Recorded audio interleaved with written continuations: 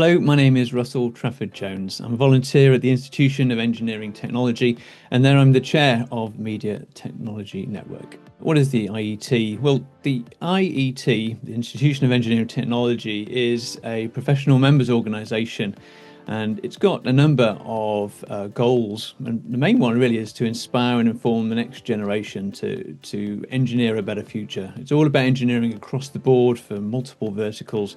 And of course, we're most interested here in the media side of things. And across that, it supports professional development, fosters innovation and knowledge exchange. But also, importantly, it keeps a high level of ethics and technical standards.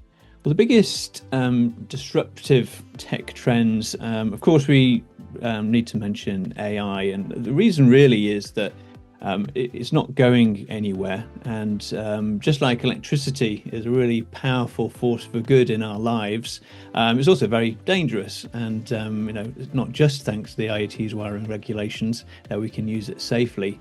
But similarly, we need to do the same with AI. And as part of the IBC Accelerators program, IET is part of creating some ethical guidelines and ways of working for projects using AI.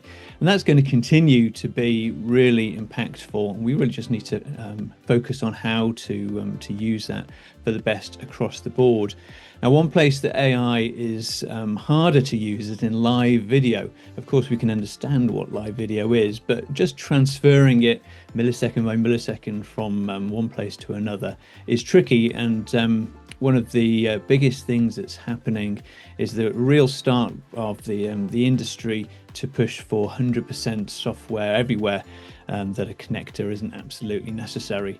And moving live video between processes is part of the EBU's DMF, the Dynamic Media Facility Program, which is a way of standardizing how not only how uncompressed video is moved, but also how it's orchestrated and configured. So on top of the move to AI and the move to software, I think there's going to be massive change, not instantaneously, but very much over the next 5 to 10 years.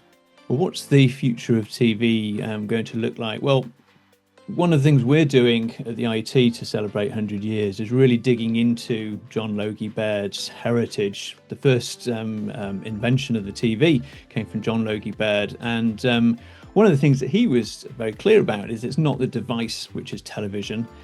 Television is distance viewing, right? So for him, it was always about how you see it wherever that happens to be. And that's absolutely what we've seen happening. It's not just about broadcast. It is very much about the 4 hours on average a day that people watch video for. It's a really important part of life, and that's going to continue. And the way in which we do it will change.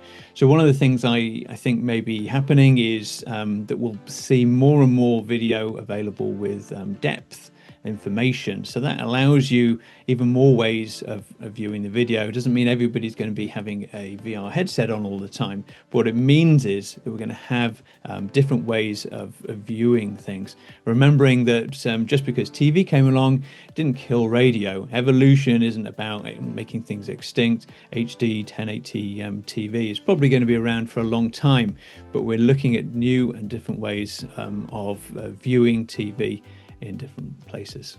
So what's the IET going to be doing at the show?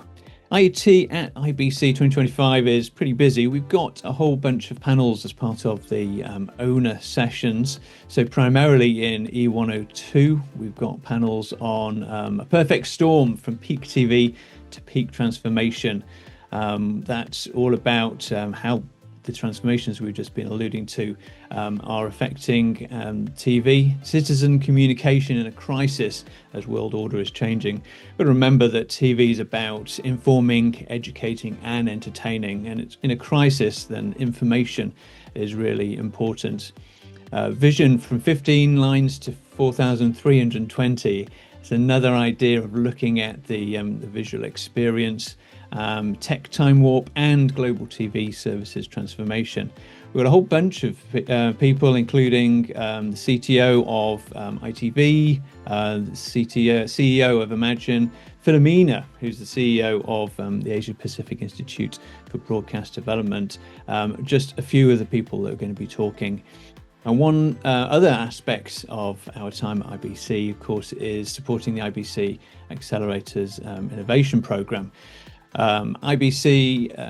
The innovation program at IBC is really important for IET, given that it is about working out how to do engineering better.